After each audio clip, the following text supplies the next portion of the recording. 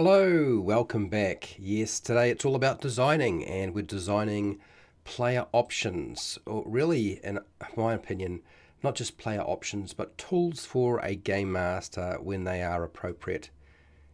And would you believe it, we're doing a playable Nothic. So I'm going to put up a poll. Feel free to take part in that poll. I see there's a few people in the chat, which is great. I see two patrons as it happens. So I'll put up this poll. Grab some food, some drink, make sure you're comfortable, and we'll get straight into this nice and fast, okay? Because I'm looking forward to this. This is definitely something that I haven't done before, but I really like the idea of including it in some way. Anyway, let's get started, shall we? Hi, welcome to How to RPG. I almost said the other word, a name, but that name's no longer my name. How to RPG, where we deal with role-playing games. Now, today is all about not so much the minion, cyclopses and bananas, but the Nothic. And before you freak out, I know that's like a one-eyed monster rather than an actual Nothic, which is far more frightening. Understood. I thought it would be fun to make a playable Nothic. Now, my rationale and reason for doing so is very clear for me, but I'm going to make it clear to you by telling you my design goals. I've always liked the idea of a wizard who delves into something too deeply, does something that they shouldn't be doing, and then eventually they wind up either whether they're trying to become a lich or a powerful spell goes wrong, and I wanted them to transform into a Nothic and still be able to play the game as a Nothic. Yes, it is a monster, I am aware. So here are my design goals. I'm going to try and keep this as simple as possible, so it's easy to actually play and for dungeon masters and players to deal with. It is a very specific purpose. I don't really foresee the Nothic as being something you would start out playing. I suppose you could if the game master allowed you to.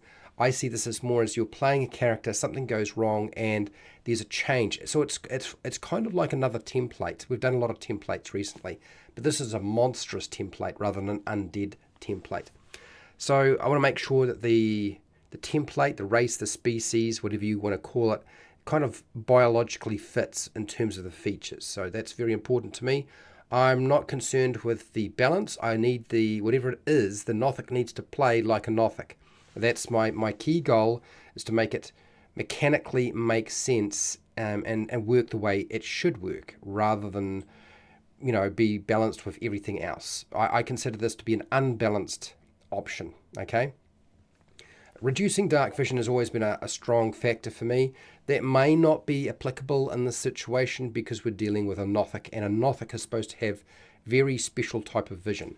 So reducing dark vision or removing it may not really be an option. So I might have to look at a different option. This sometimes happens. Making sure the ability score adjustments allow for choice. I'm not really sold on worrying too much about the biology of this Nothic, playable Nothic, just because you're transforming from something else. So it probably being very variable is going to be more useful to people. Eliminating short and long rest mechanics. I don't have to worry about eliminating them. I'm just not going to create them, okay? I'm not going to be I don't have to worry about removing bonus actions or reactions to the playable Nothic because I'm not going to include them. They won't exist. I have a big issue with both of those sorts of things. I think they are poor design, and they slow the game down, and yeah, they're unnecessary in my opinion. I need to make sure that my home group likes the idea and agrees with these changes, because I'm not the only one in my group, and I'm not the only dungeon master or game master in my group. In fact, all of my group are game masters and dungeon masters, and I am replaceable. In my group, I am replaceable. Anyway, make the race, species, or template make sense. Very important to me. Those are the things I'm going to focus on. I really like the idea that Fred Huber had put forward of this is where a wizard has done something, trying to become a lich, and kind of been inflicted with this penalty, this curse. I like the idea of an affliction in terms of a curse, because the affliction of a curse suggests that the curse could be undone, which is, I'm all for that. I like when we put a curse onto a player's character and there's an opportunity for them to go and do something and get rid of that curse. Whether that be a werewolf or becoming a vampire or some other thing, a Medusa. Gosh, a Medusa. Anyway, so I'm all for that. The use of the name Vecna is probably not where I'm going to go, because I think Vecna is still the intellectual property of Wizards of the Coast, and I'm not gonna play with them. I'll play with the things that I don't need to worry about getting stung for, since a few YouTubers recently have been getting hammered by Wizards of the Coast making silly mistakes or just being a bit pedantic. Anyway, so Fred Huber's got here.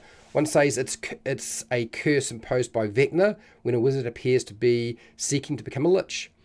I like the idea of it being a curse imposed on a wizard who's trying to become a lich or transform into a lich. I just remove the Vecna name, that's all. So I love that, Fred Huber. Great, awesome.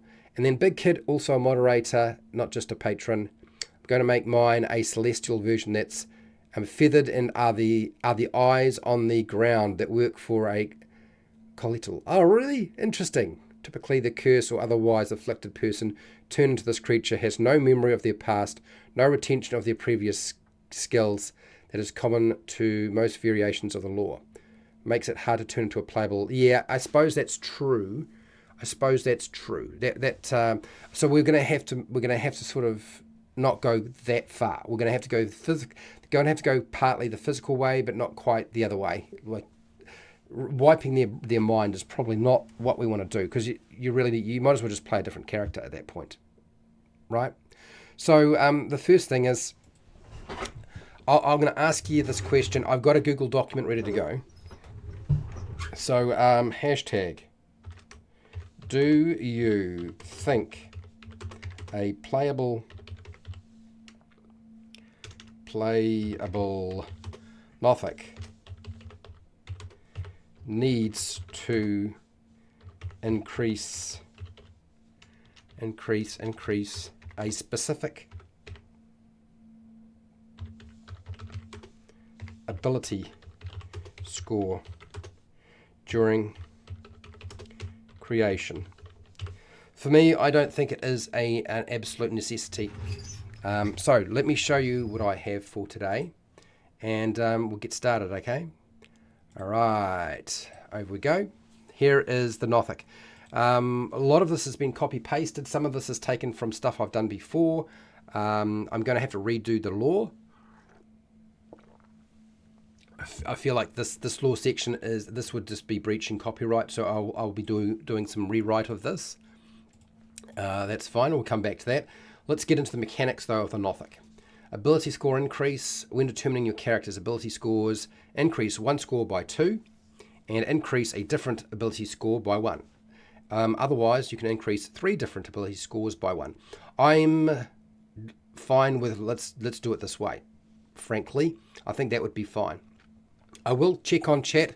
I'm just not going to be concentrating on chat and this document because, I want to move a bit. I don't want to take 2 hours doing this, honestly.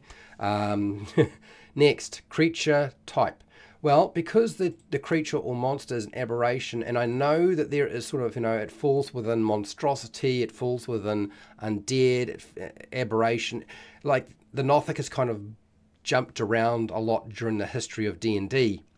I'm not really too worried about that. I think because it's a transformation from whatever you were before into something else, I'm going to consider it an aberration. Okay, I think that's probably the best distinction we can make with regard to suddenly you're playing a Nothic. I think you're an aberration. You're a transformed creature affected by some supernatural magical effect. Okay. Nothics can be any age in the world, so I'm not going to limit that. That means that your Nothic will fit easily over the top of whatever character you're playing. So if you were already 16 years old, or 22 years old, or 42, or 35, or whatever it is, your age won't change, and of course that will make it easier. Since this is supposed to fit over the top of an existing species or race, we want to make it fit nicely. The Nothic can Nothics can widely vary in height from 5 to 6 feet tall. Now, the reason I have put 5 to 6, I think I'm going to make it 4 to 6 feet. A little bit smaller. I still consider them medium size, and the reason is I think not so much just because you started out as a, say, a gnome and transformed and you're a small size, you might get a bit bigger. Do you know what I mean? The transformation is going to affect your size. It's not like the amount of body mass that you started off with is the only body mass that can be there. It's magical transformation. So I think we'll do that to make it nice and simple for ourselves. So this is the only time where, look, the physical nature of what you look like as a playable Nothic is the thing that must change. Other things less important to change. So I think that's what I'll do with the size with them. Speed. So your base walking speed is whatever it was before you were transformed, or 30 feet. And I think I'm not going to do that. I think what I will do is that your base walking speed is 30 feet.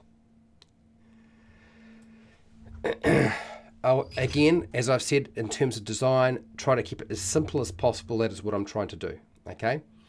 Next, true sight. Now they have to have true sight because you're a Nothic, and if you notice the monster stat block, it has true sight. Okay, so I'm giving them 120 feet, which is horrendously powerful, having true sight.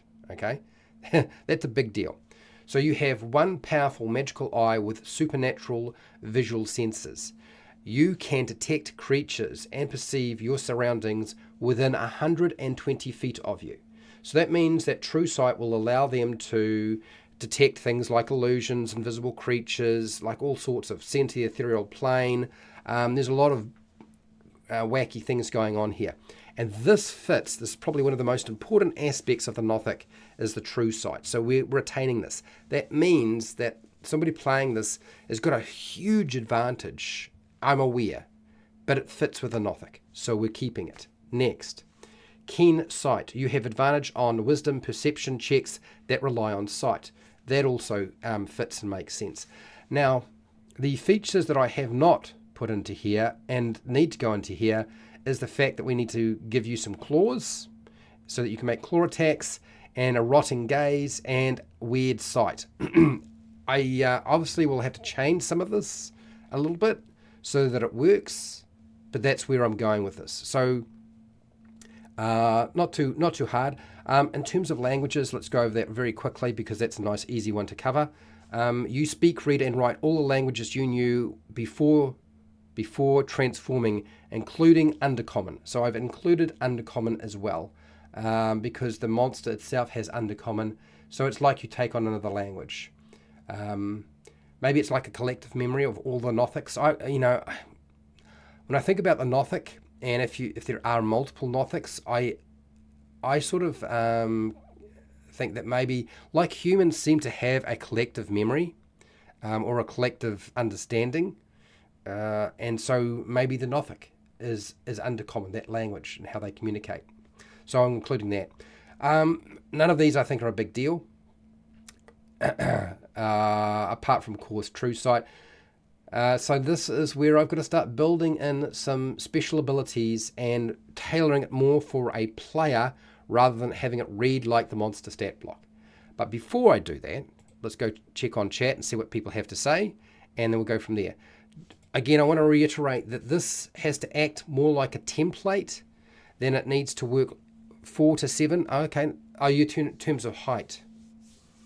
So Goliath turned into one, doesn't lose height, still a medium. Okay, I see. Yeah, I suppose that's fine. Yeah, that's not a bad idea. I mean, if you're smaller than 4 foot, then you're going to get a bit bigger. So yeah, that's fine. I can make that change pretty simply. I'm not really sold on like it has to be 4 to 6 feet tall. I don't think it's a hugely important aspect because you're transforming. So I got that. And becoming a one-eyed creature loses depth perception, disadvantage on ranged beyond 20 feet. I'm not going to bother with that. I get where you're going with this.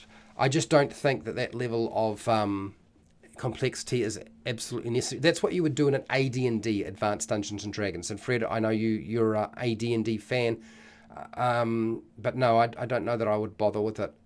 The monster doesn't have it. I know it makes sense if you have only one eye that depth perception would be a problem.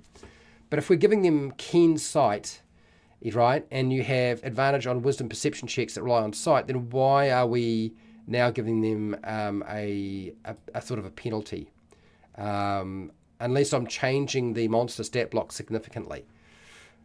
I see the poll is starting to turn out very interesting. I'm loving the fact that there are people who are not sure. So they think that maybe there's somebody out there that played a Nothic that's just not completely aware of what happened.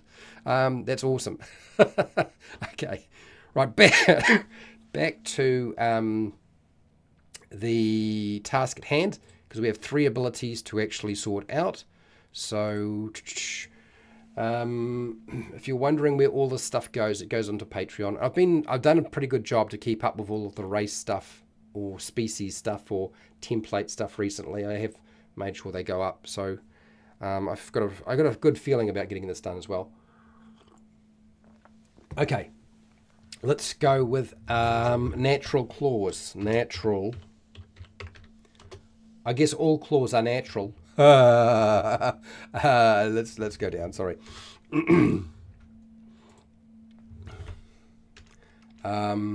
So you can. Am I on the right screen?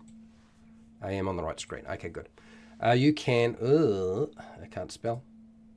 You can make an unarmed strike with your now claws.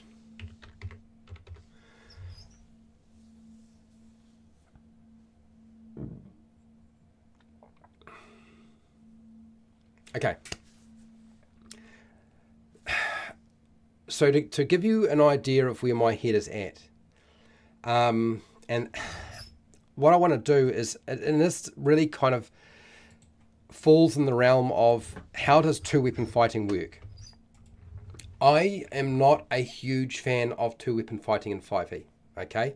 Because if you've ever had to fight with a real sword or even a practice sword, fighting with one sword in your hand is hard enough.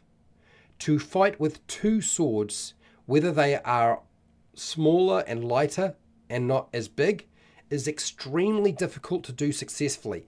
The coordination and timing required is a whole new skill. I don't believe that fighting with 2 short swords is something that every character in 5e should be able to do. But if you're saying, what about punching? Absolutely. What about using claws? Absolutely. I think you should be able to make that happen. And I honestly think that unarmed strikes should be something you can 2-weapon fight with. But here's the problem. 5e right now doesn't really support that, and it would be stepping on the toes of the monk and taking away something from the monk class. But for me, since I'm changing the monk anyway, that class, I'm going to do something with this that might look a little bit overpowered. But this is where my head goes. These should be finessable, okay? Your hands, your claws should be finessable. They should be something that you can legitimately 2-weapon fight with. They are connected to you, okay? Swords are not, okay? So this is where I'm going to go. You can make an unarmed strike with your claws. Claws. Claws.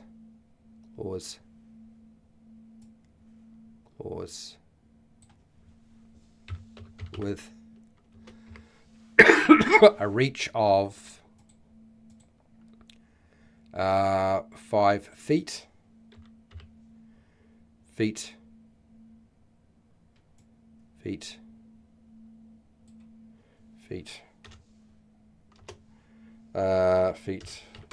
Doing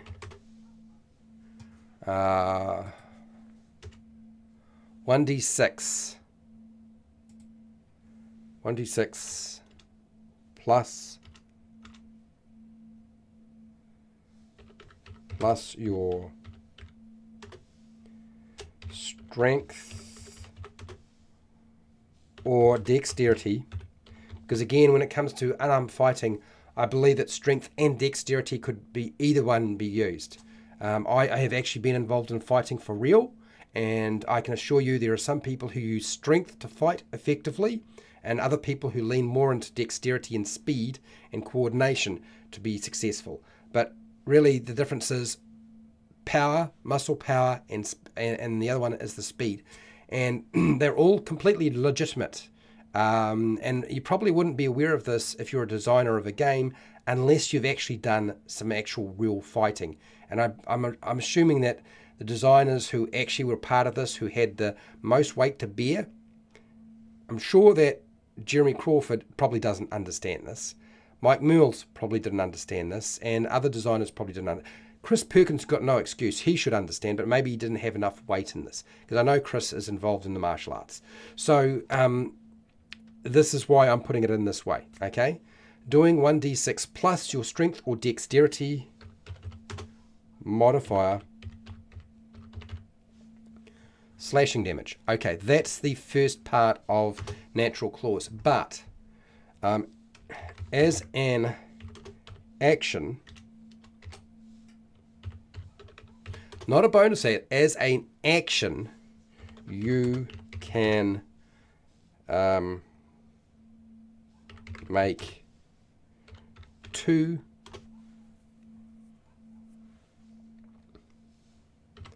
unarmed strikes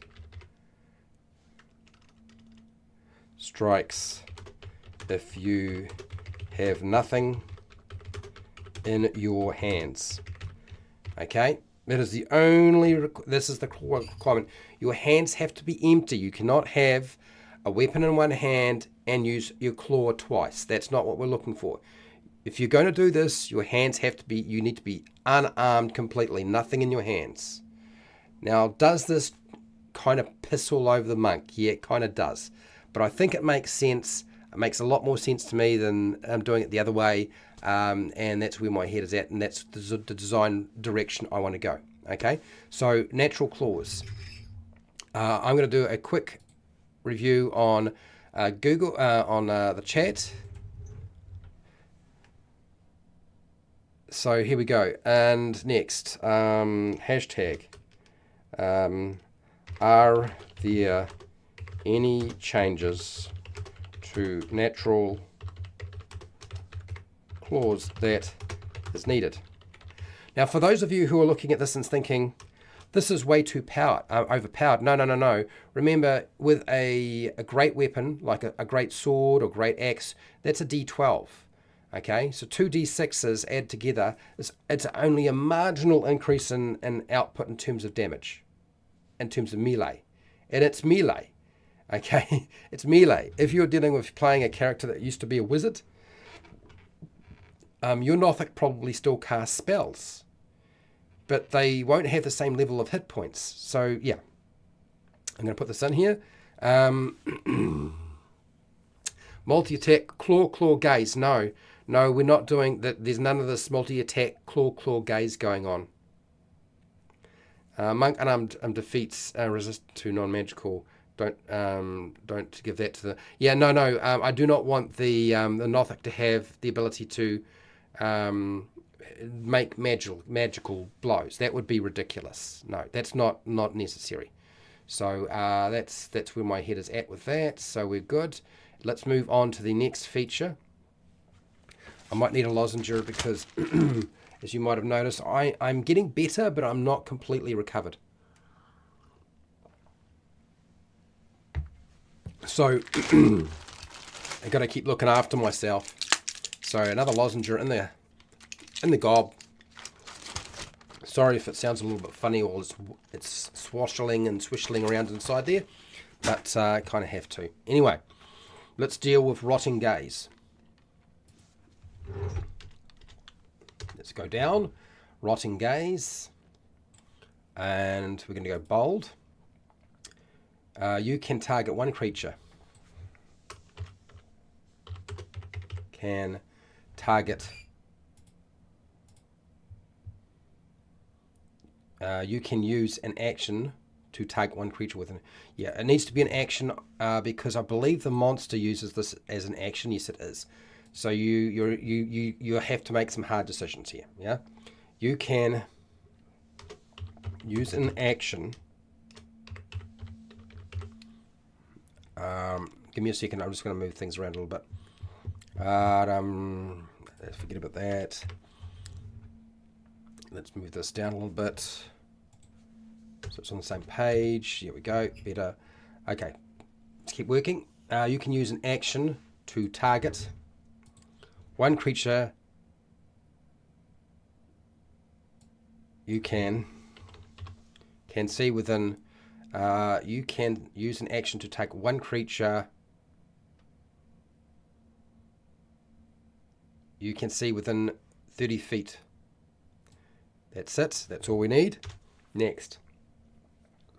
The target must succeed on a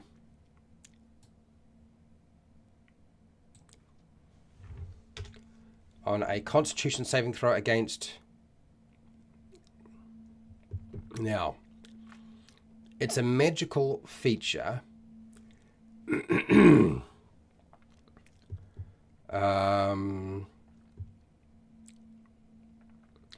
So we need to base it off something. And I think, since you probably were a wizard, it's going to be based off your int. This is a magical effect.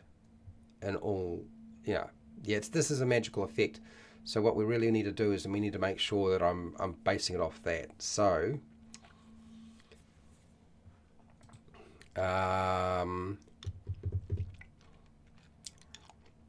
you can use an action to target one creature you can see within 30 feet. The target must make a Constitution saving throw against this magic, or take.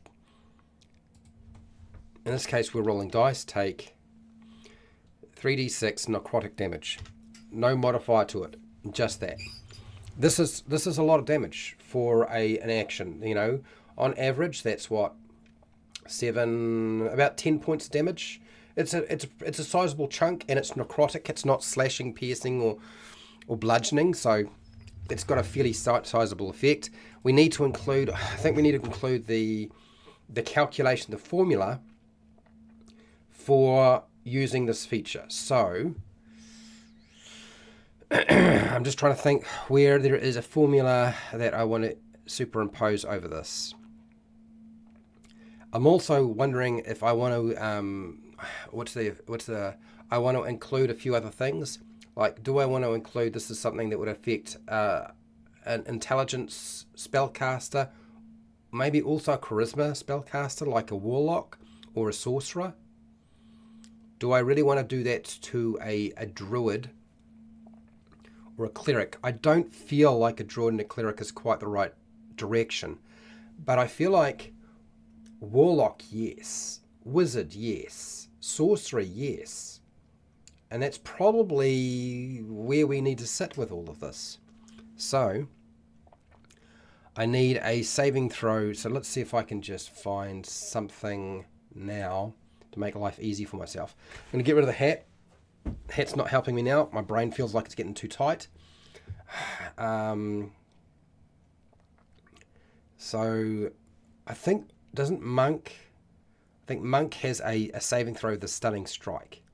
So I could use the Stunning Strike mechanics for the calculation or formula for that. That would probably solve part of my problems. I think it's this one here. Isn't that it? I think that's it. Yeah, I think that's it. Okay, so let's close this and restructure. Paste. Your saving throw DC equals 8 plus your proficiency bonus plus your not wisdom, plus your intelligence or charisma modifier. And I think that nails down that feature. Okay.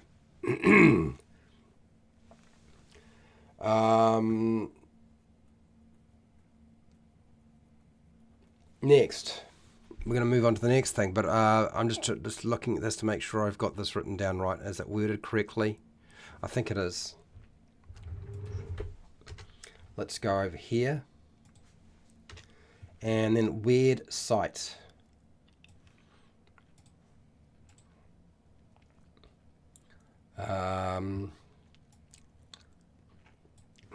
I need to go back to chat and see what people are saying. You can use an action, and it should be an action, I'm pretty sure.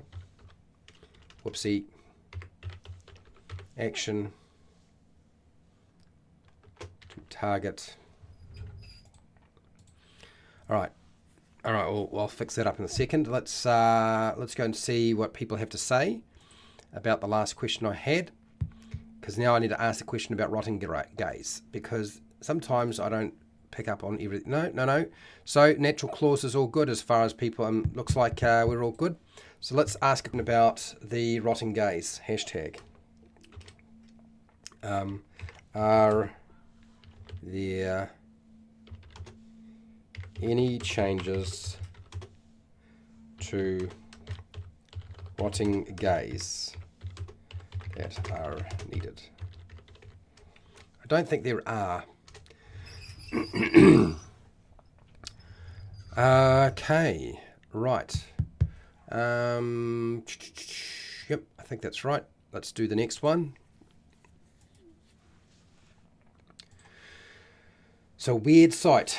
You can use an action to target one creature you can see. You can see within 30 feet.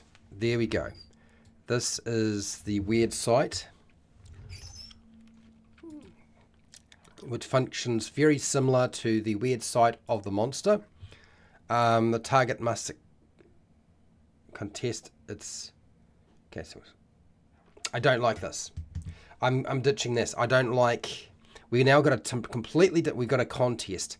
And I know there's a place for a contest, and there's other times where I feel like a contest is not a great idea. I'm just going to make it a saving throw. It's way too complicated as a mechanic. So screw all of that. But the tail end, the target automatically wins if it is immune to being charmed. So if you're an elf, I don't believe charmed is going to be able to affect... Yeah, it's probably not going to affect you.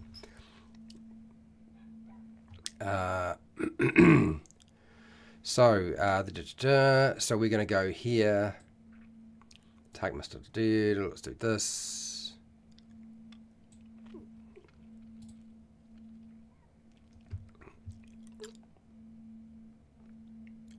Okay, so this is really just if it wins that learns one fact or secret about the target. Really, I want to change that a little bit. I'm actually going to pump it up a little bit. So we need to go with target must succeed on a something throw against this magic. Bum. Don't do that, Fred. Try again. Copy.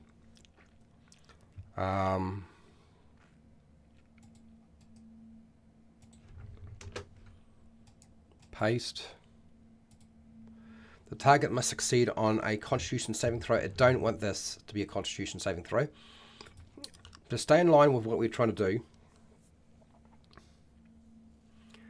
I want this to be something else. I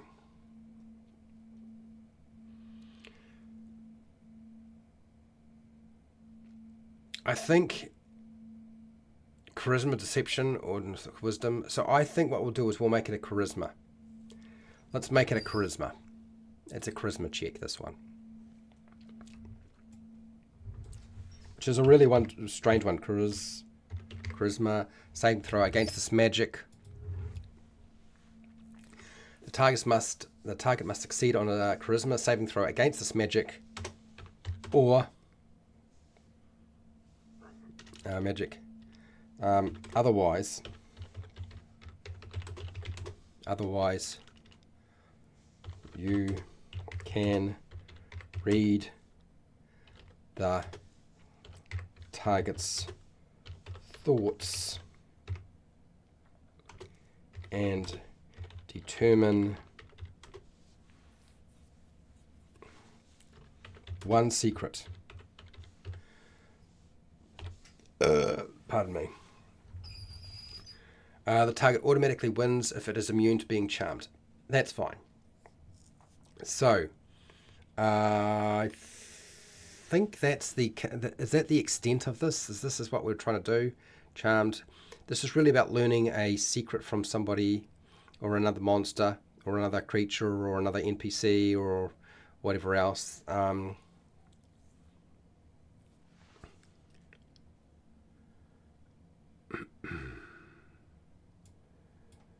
I don't know.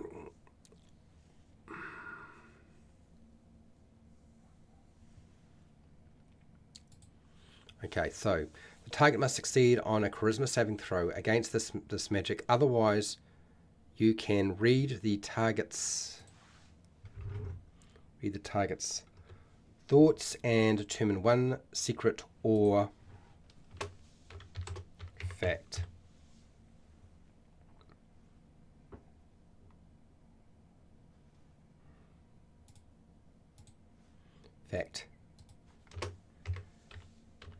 About them. The target automatically wins. Yes, okay, that's fine. So how do we actually determine this? Again, we're going to use this as our formula for the DC. So copy, and a little bit of repeating here, but I don't want to have it loaded in somewhere else. So that's intelligence, charisma. I think that's the extent of what I need that to do. So that's good. So that's just under 40 minutes, and we've got what I think are the mechanics of our playable Nothic, which means I can start dealing with the fluff of our Nothic. Let's just go check on the chat and see what people have to say, and I better ask the pertinent question, which is Weird Sight in the right place, or do I need to do something about Weird Sight? Is there something I've worded badly or didn't take into consideration? Let's just deal with that now. Okay. So everybody seems to be reasonably quiet today. Either that or I'm just moving too quickly. Are there any changes to Weird Sight I need to make? Question. Okay. All right. Everybody's quite quiet, which is great. It's great. It's fine. I'm fine with that. If I'm getting it all right the first time round, sweet. Now, I would like to reiterate, as I have many times when I do these sorts of things, this is not balanced to be played at your table. Okay. This is something that definitely needs to have a dungeon master or game master sign off on. It is not something I would make openly available to player characters. To players, they shouldn't just be like, oh, I'm going to play a Nothic because it's on the list. There's a particular time when this makes sense, and most of the time it will not. Okay? And I'm fine with having player options that are very circumstantial, just because it's fun. Do you know what I mean? We're going to do the werewolf at some point, because the number of times I've had players turn into werewolves and I've still let them play as a werewolf. Mainly, do you know how much fun it is when a player transforms into a werewolf and they ask you that question? Does that mean I lose my character? Can I keep playing as a werewolf? And when you say to them, yes, you can keep playing as a werewolf if you like, and their eyes light up, and then you crush their dreams as one day they lose control and they rip their own party to pieces, and you sit there and you don't have to do anything. It is the funniest thing. And the whole time you've been asking all the players at the table, are you sure you want the playable werewolf in the group with you? And they're like, it's good, it's so powerful, we're having a great time. And then everything goes to custard. Do I sound sick and need mental issues? Well, possibly. But It's funny as hell because they did it to themselves. And yeah, there's nothing better than that. Anyway,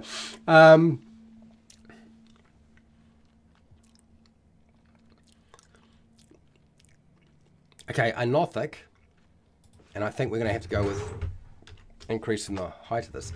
A Nothic is a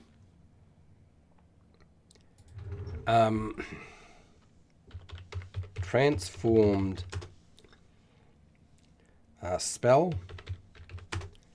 spellcaster who has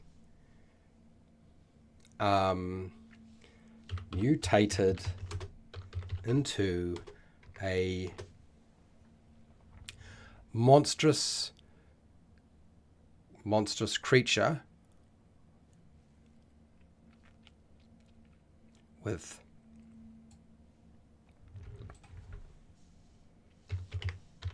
sharp claws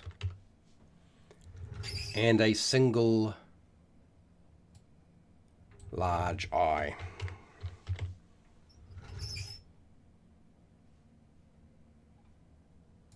Okay, come on.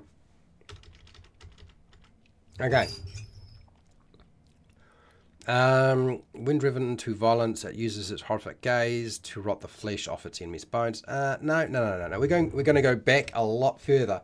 So we need to explain a little bit, since Fred Huber was doing a fantastic job before of explaining what would make a good story as to why this is happening. So we'll move a few things around.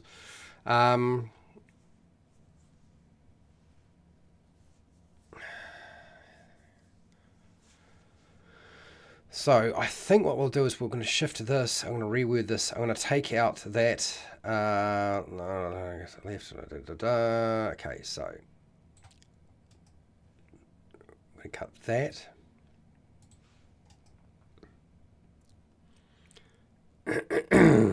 And pay. Okay.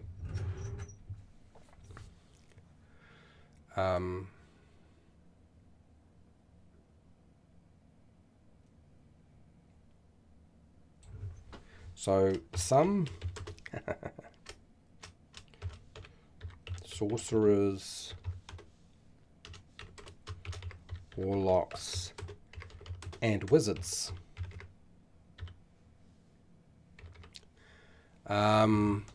seek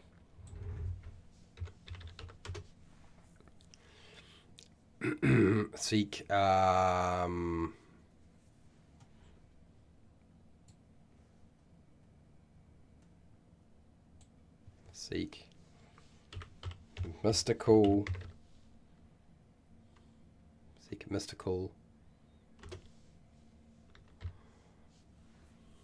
or arcane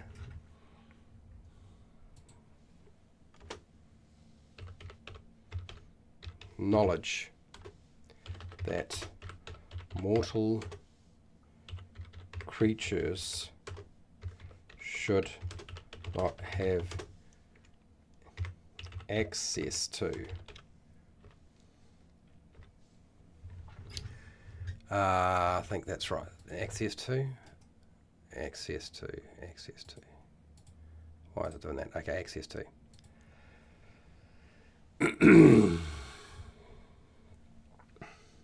A curse is imposed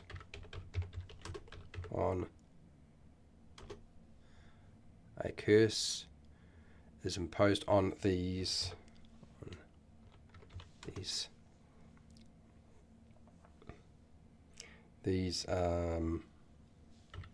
mages that search for secrets. That only the gods should have access to.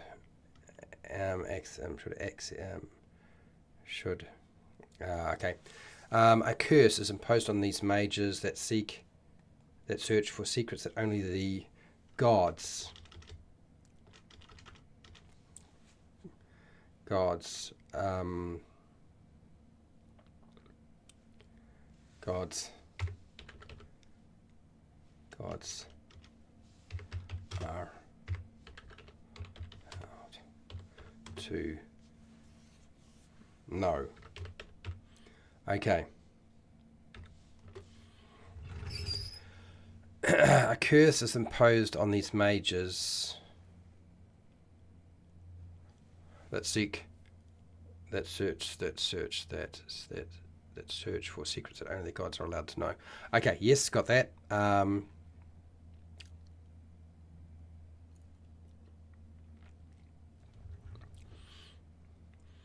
So I just need to come up with a dark curse left behind. Yes. There. Got a secret. Okay, so. Okay, here we go. So this is where we need to go into how you gained this.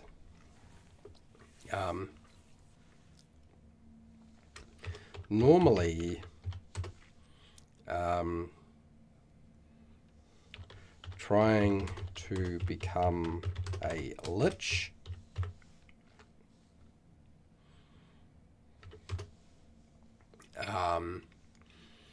learn dark magic,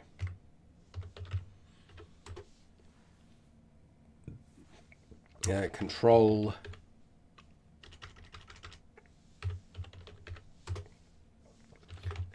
the universe and mishaps with powerful spells result in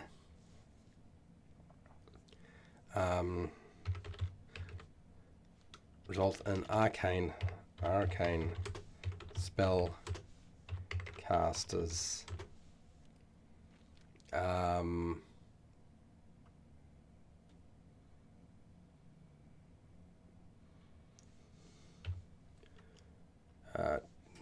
transforming into a Nothic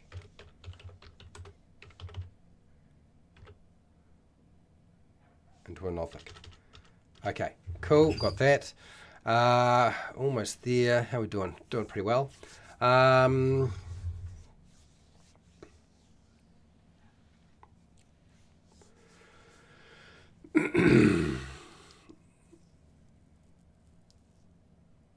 Stalking amid the shadows and haunted places, rich in magical knowledge drawn by their memories and pulses they can't quite understand.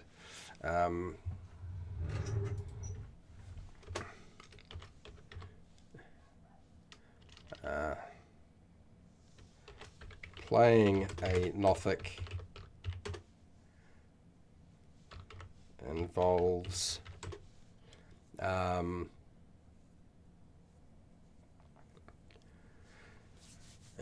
what?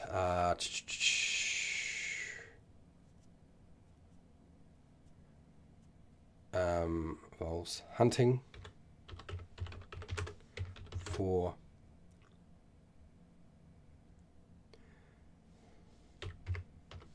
magical secrets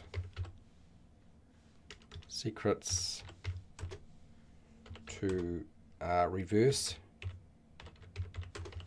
the effect on them and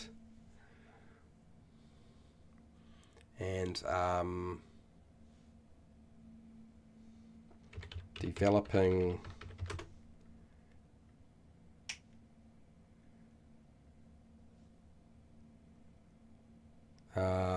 what's the word? Unusual behaviors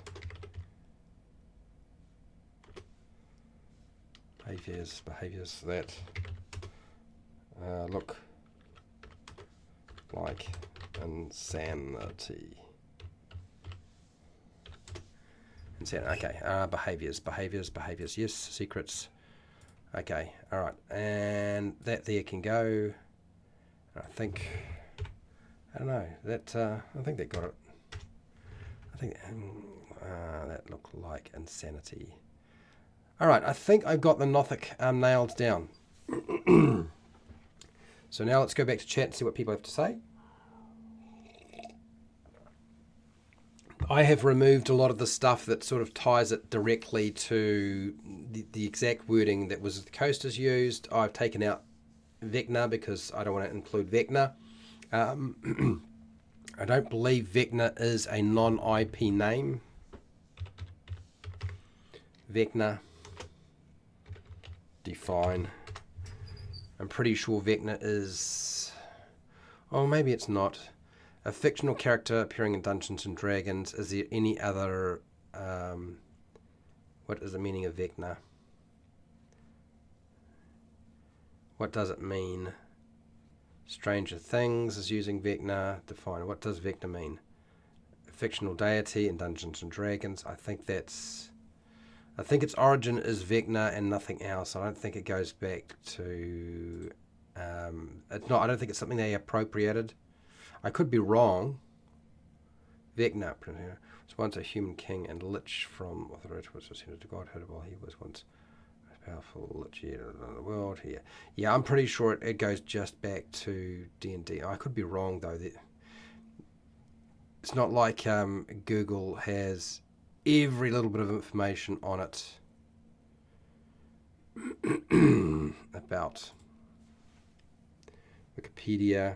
Origins, original Dungeons and Dragons, first edition, second edition, third edition, fourth, fifth, hand of yes, hand of in head,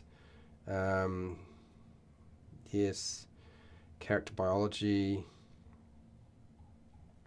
writers, fictional relationships, worship, okay, hierarchy, scripts, other victim organizations, no, reception, other media, no, was kids, no, yes, no, references. I think all of the references are all the D&D references. I don't think it comes from anywhere else.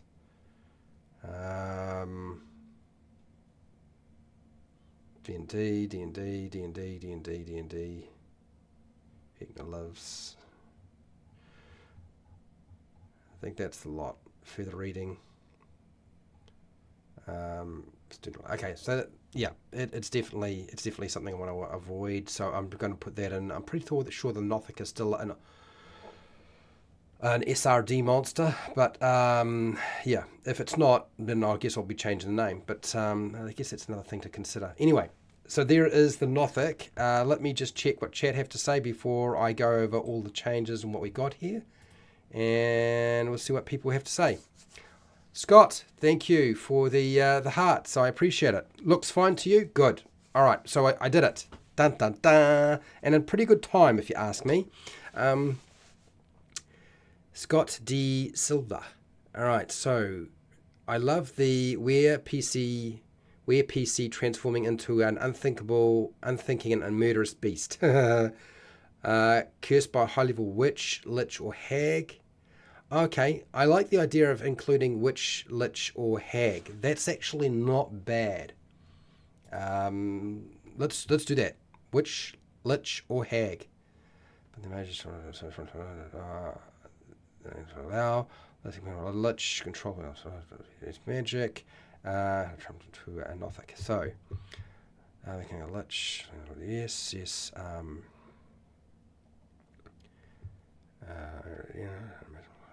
access. So here we go. The curse of the Nothic can be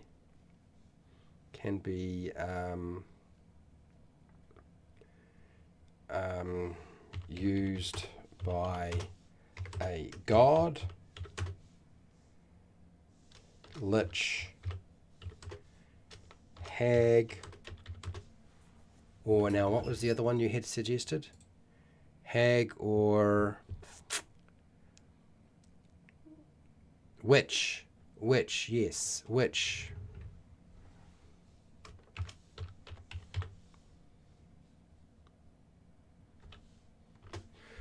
Love it. Nice, nice, nice, nice, nice. Thank you very much. I appreciate that, Fred Huber.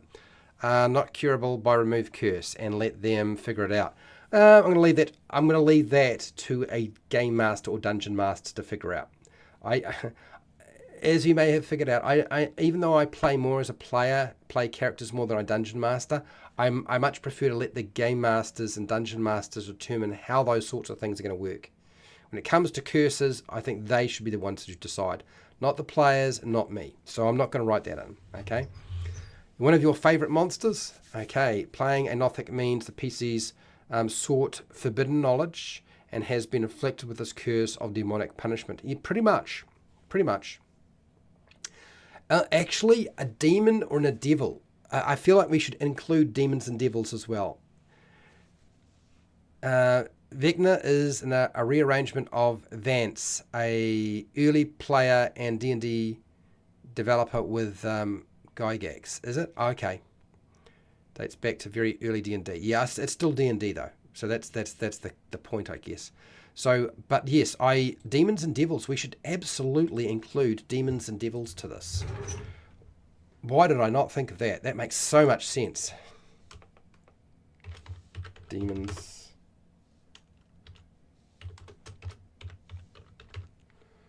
Devils. The curse of the Nothic can be used by a god, demons, devils, liches, hags, or witches. Okay, I think I got it nailed down. That's not too bad. I think that's pretty good job. Let's do a quick rundown before I have to finish off and go, because I will have to go. Anyway, let's do this.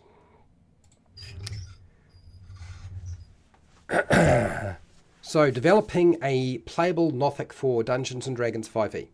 So I've done a little bit of adjustment to the lore and the basic mechanical features. I'll go over in a second, but a Nothic is a transformed spellcaster who has mutated into a monstrous creature with sharp claws and a single large eye.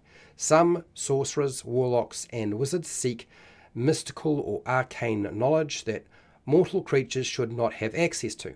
A curse is imposed on these mages that search for secrets that only the gods are allowed to know. Normally trying to become a lich, learn dark magic, control the universe, and mishaps with powerful spells result in a arcane spellcaster transforming into a Nothic. The curse of the Nothic can be used by a god, demons, devils, liches, hags, or witches. Playing a Nothic involves hunting for magical secrets to reverse the effect on them and developing unusual behaviors that look like insanity. So what are the mechanical features? Your ability score increases is very simple. When determining your character's ability scores, you increase one score by 2 and increase a different ability score by 1. Otherwise, you can choose to increase 3 different ability scores by 1. Okay, that's it. Your creature type is aberration. Your age can be pretty much anything you like, because this is not so much a race or species. It can be used like a template. That's its intention, really. The size of the Nothic can vary from 4 feet to 7 feet, but you're still medium size. Your speed is 30 feet. You have true sight up to 120 feet, nice and easy. Keen sight, you have advantage on wisdom perception checks that rely on sight, so we've got that.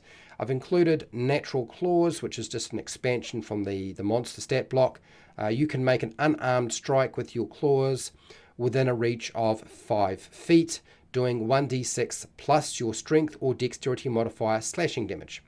As an action, you can make 2 unarmed strikes if you have nothing in your hands. Okay. Then Rotting Gaze. you can use an action to target one creature you can see within 30 feet. The target must make a Constitution saving throw against this magic or take 3d6 necrotic damage. Your saving throw DC is 8 plus your proficiency bonus plus your intelligence or your charisma modifier, whichever one you want to use. Weird Sight. You can use an action to target one creature you can see within 30 feet. The target must succeed on a charisma saving throw against this magic. Otherwise, you can read the target's thoughts and determine one secret or fact about them. The target automatically wins if it is immune to being charmed. Your saving throw for this is going to be DC 8 plus your proficiency bonus plus your intelligence or charisma modifier, just as before. Languages, you can speak, read, and write all the languages you knew before transforming, including Undercommon. Okay, that is the Playable Nothic, and I hope that is going to be useful to somebody.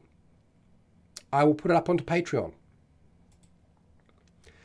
Okay, all right, we done it. Dun dun dun dun dun dun dun dun dun. Very happy about that. That went well. I did not get stuck. Sometimes when I'm doing these, I kind of get stuck in the process. A lot of stress to try to do it in the middle of a live stream, but I feel like it went off really well today, which is great. So let's end the poll, and I have a quick look through the chat, and then I'm going to go and start reviewing a book.